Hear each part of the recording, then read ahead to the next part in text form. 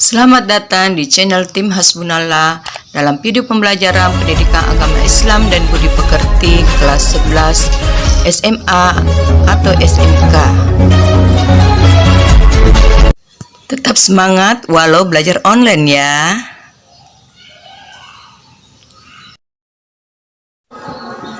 Assalamualaikum warahmatullahi wabarakatuh. Gimana kabarnya? Semoga selalu diberikan kesehatan oleh Allah Subhanahu wa Ta'ala dan dimudahkan dalam menuntut ilmu. Amin. Anak-anak, sebelum kita belajar, mari kita berdoa bersama. Bismillahirrahmanirrahim. Raditu billahi robba wa bil islami dina wa bi Muhammadin nabiyyan wa rasulih. Rabbi sidni ilman warzuqni fahman. Nah, anak-anak, kali ini kita akan membahas peta konsep tentang toleransi sebagai alat pemersatu bangsa. Di sini kita akan membahas dua hal. Yang pertama, pelaku toleransi tersebut. Kemudian yang kedua adalah bagaimana menghindarkan diri dari tindak kekerasan. Kedua hal tersebut kita akan membahas bagaimana menganalisa perilaku, toleransi, dan tindak kekerasan dengan doktrin agama. Nah, ketika kita sudah menganalisa tentang hal tersebut di atas, maka diharapkan peserta didik kita mampu berperilaku toleran dan mampu menghindarkan diri dari tindak kekerasan. Selanjutnya, kita akan menjelaskan tentang pengertian toleransi. Menurut bahasa, toleransi berasal dari bahasa Latin, yaitu tolerare, yang artinya sabar, menahan diri atau membiarkan sesuatu yang terjadi. Kemudian, menurut istilah, toleransi adalah sikap paling menghormati antar sesama manusia sesuai norma yang berlaku. Adapun pengertian tentang beberapa ahli, kita akan membahas di sini tentang pengertian yang dimaksud oleh beberapa ahli. Ada 4 ahli. Nah, di sini Ibu mengharapkan kalian memperhatikan dan membaca serta menyimak baik-baik pengertian-pengertian yang dimaksud oleh para ahli tersebut.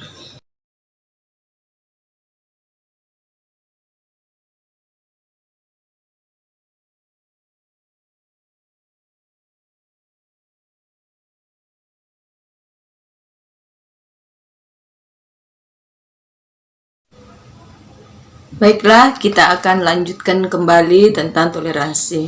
Nah, toleransi sebagai alat pemersatu bangsa ini, di sini memaknai toleransi sebagai perilaku toleransi terdapat pada Quran Surah Yunus ayat 40-41.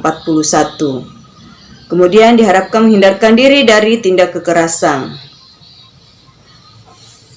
Selanjutnya, kita akan menganalisa perilaku toleransi dan tindak kekerasan dengan doktrin agama. Dan terbiasa toleran dan menghindari tindak kekerasan. Menganalisa tentang toleransi dan kerukunan serta tindakan anti kekerasan dikaji dalam Al-Quran dan kita akan menyimak surah-surah tersebut.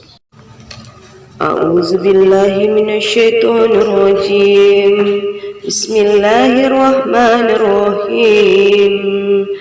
Wa minhum man yu'minu bihi wa minhum man la yu'minu bihi wa rabbuka 'alamu bil mufsidin.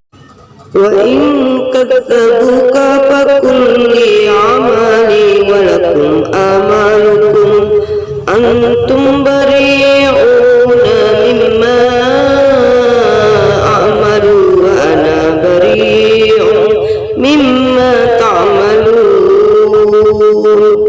Surahul. Nah, anak-anak, setelah kita mendengarkan ayat tersebut, dari penjelasan ayat dapat disimpulkan bahwa umat manusia terbagi menjadi 2 golongan. Ada umat yang beriman, dan golongan orang yang mendustakan. Yang kedua, Allah SWT Maha mengetahui sikap dan perilaku orang beriman. Begitu juga orang kafir yang tidak beriman kepadanya. Ketiga, orang beriman harus tegas dan berpendirian teguh atas keyakinannya. Nah, anak-anak, mari kita baca sama-sama tentang pernyataan di atas. 1, 2, 3.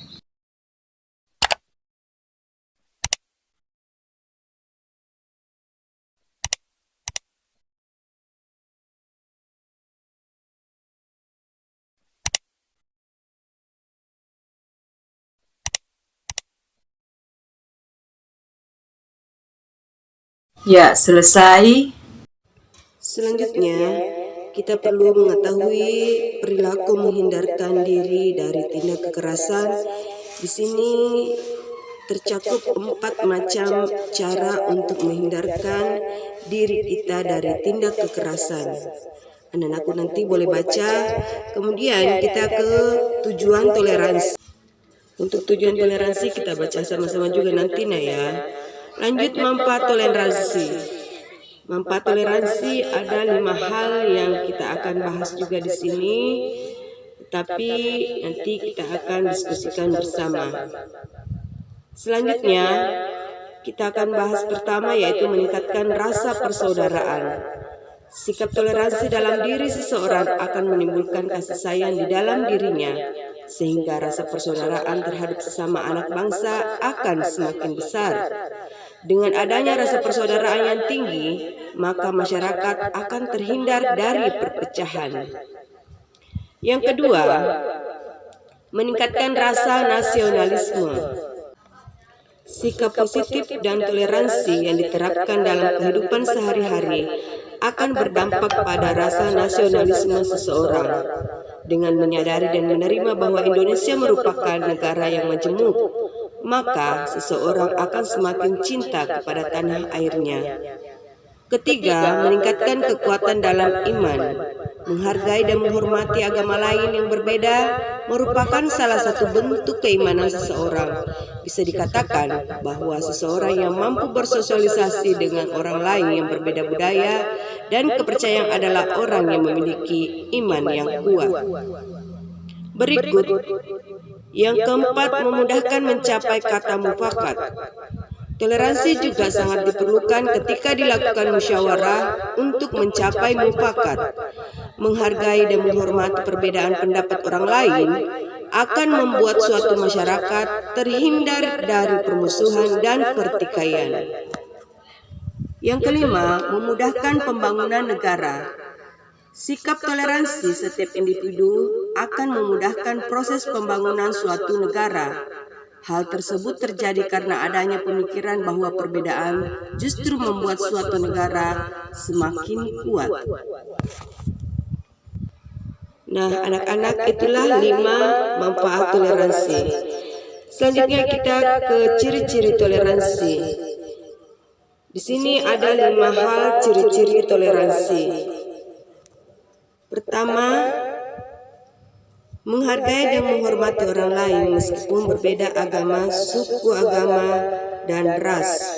Yang kedua, menghargai pendapat orang lain yang berbeda. 3. Berbuat baik kepada orang lain tanpa memandang agama, suku, dan ras. 4. Memberikan kebebasan untuk beribadah kepada setiap orang. 5. Memberikan kesempatan yang sama kepada setiap orang meskipun berbeda agama, suku, dan ras. Nah, anak-anak, kita akan ke contoh perilaku toleransi. Pertama, menghormati dan menghargai hak dan kewajiban orang lain di dalam masyarakat yang majemuk. Misalnya, hak dan kewajiban dalam beragama dan menjalankan kegiatan agamanya. Kedua, turut serta menjaga keharmonisan dan kedamaian di masyarakat yang majemuk. Ketiga, saling membantu dan tolong-menolong sesama manusia sebagai makhluk sosial tanpa membeda-bedakan. 4. Menghargai dan menghormati kegiatan umat beragama yang berbeda. Baiklah anak-anak, kita akan melihat macam-macam toleransi. Yang pertama toleransi agama, kedua toleransi budaya, dan ketiga toleransi berpolitik. Kita akan bahas satu persatu. Yang pertama toleransi agama. Pengertian toleransi agama adalah saling menghargai di antara umat beragama. Dengan kata lain, apapun itu agama yang dianutnya, masyarakat yang ada wajib menghargai satu sama lain. Khusus di Indonesia sendiri, asalkan agama yang dianut itu adalah agama yang diakui, maka pemeluknya wajib dihargai dan mempunyai keleluasaan untuk menjalankan ibadahnya masing-masing. Kemudian toleransi budaya. Toleransi budaya. Di sini toleransi budaya itu sendiri jika diartikan ialah sikap yang saling menghargai budaya lain dan tidak memandang rendah budaya tersebut. Adapun contoh kasus di Indonesia, orang Jawa menghormati orang Sunda dan sebagainya. Lanjut, toleransi berpolitik. Nah, anak-anak, toleransi berpolitik di sini yaitu menghargai pendapat orang lain mengenai politik sekaligus menghargai hak politik orang lain. Toleransi ini juga sangat penting mengingat dalam dunia politik terdapat banyak perbedaan pendapat. Anak-anak, sekarang kita melihat batas-batas bertoleransi. Adapun batas-batas toleransi yang akan kita bahas di sini ada 4 hal. Yang pertama, memberikan kebebasan pada pemeluk agama lain. Kemudian kedua, tidak memaksakan orang yang beragama lain untuk masuk dan ikut menganut agama yang dipercayainya. 3. Membebaskan umat beragama lain untuk merayakan hari-hari besar dalam agama mereka. 4. Memberikan kesempatan serta keamanan bagi umat agama lain untuk melaksanakan ibadahnya. Selanjutnya, cara membangun sikap toleransi dalam kehidupan sehari-hari. Caranya yang pertama, dengan mempelajari perbedaan dan mencoba menerima bahwa perbedaan itu indah. Kedua, mengenali diri sendiri. 3. Memperbanyak teman agar semakin yakin bahwa masing-masing orang mempunyai karakter pemikiran, prinsip, serta cara pandang yang berbeda. Keempat, mempelajari lingkungan sekitar. Kelima, berpikir dengan bijaksana dan menyadari bahwasanya menghargai tidak berarti mengikuti. Keenam, jangan membiasakan diri berpikiran sempit. 7. Hindari memfitnah. 8. Berikan batasan yang jelas atas hal buruk yang dilakukan oleh orang-orang sekitar, supaya diri sendiri tidak ikut terpengaruh dan melakukan hal buruk itu juga. Kesembilan, belajar untuk selalu menyadari bahwa manusia terlahir berbeda-beda.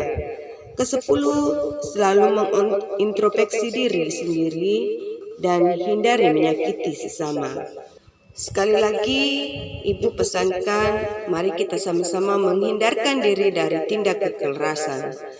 Walau berbeda suku, bangsa, dan agama, tetapi tetap saling toleransi. Nah, anak-anak, kita akan lanjut ke ayat kedua, yaitu surah Al-Maidah ayat 32. A'udzubillahi minasyaitonirrajim. Bismillahirrahmanirrahim. Min ajli zalika katabna ala bani Israil annahu man qatala nafsan bighairi nafsin aw fasadin fil ardi فكأنما قتل الناس جميعا ومن أحياها فكأنما أحيا الناس جميعا ولقد جاءتهم رسلنا بالبينات ثم إن كثيرا منهم بعد ذلك في الأرض لمسرفون. Shadaqallahul azim. Nah, anak-anak, setelah kita baca bersama-sama ayat tersebut, maka kita akan jelaskan setelah peristiwa pembunuhan Qabil terhadap Habil, Allah Subhanahu wa taala menetapkan suatu hukum bahwa membunuh seorang manusia sama dengan membunuh seluruh manusia lainnya. Dari segi sistem penciptaan manusia, terbunuhnya Habil telah menyebabkan hancurnya generasi besar suatu masyarakat yang bakal tampil dan lahir di dunia ini. Al-Quran memberikan perhatian penuh terhadap perlindungan jiwa manusia dan menganggap membunuh seorang manusia sama dengan membunuh sebuah masyarakat. Pengadilan di negara-negara tertentu menjatuhkan hukuman qisas, yaitu membunuh orang yang telah membunuh. Di Indonesia juga pernah dilakukan hukuman mati bagi para pembunuh. Nah, anak-anak, jadi dalam Quran Surah Al-Maidah ayat 32 ini terdapat 3 pelajaran yang dapat dipetik. Yang pertama, nasib kehidupan manusia sepanjang sejarah memiliki kaitan dengan orang lain. Yang kedua, nilai suatu pekerjaan berkaitan dengan tujuan mereka. Ketiga, mereka yang memiliki pekerjaan yang berhubungan dengan penyelamatan jiwa manusia, seperti para dokter, perawat, polisi, harus mengerti nilai pekerjaan mereka. Tugas kita bersama adalah menjaga ketentraman hidup dengan cara mencintai tetangga, orang-orang yang berada di sekitar kita. Di Indonesia ada hukum yang mengatur pelarangan melakukan tindak kekerasan, termasuk kekerasan kepada anak dan anggota keluarga. Misalnya Undang-Undang Nomor 23 Tahun 2002 dan Undang-Undang Nomor 23 Tahun 2004. Nah, anak-anak, setelah kita menyimak pelajaran di atas, kita perlu ketahui bahwa ketika Allah hendak memberi kebaikan kepada hambanya, maka terlebih dahulu Allah memberikan pemahaman dalam ilmu agama. Semoga kita semua mendapat kebaikan dari Allah. Amin. Assalamualaikum warahmatullahi wabarakatuh. Dan untuk mendapatkan update materi selanjutnya, silahkan klik subscribe dan bunyikan loncengnya ya di channel Tim Hasbunallah. Terima kasih.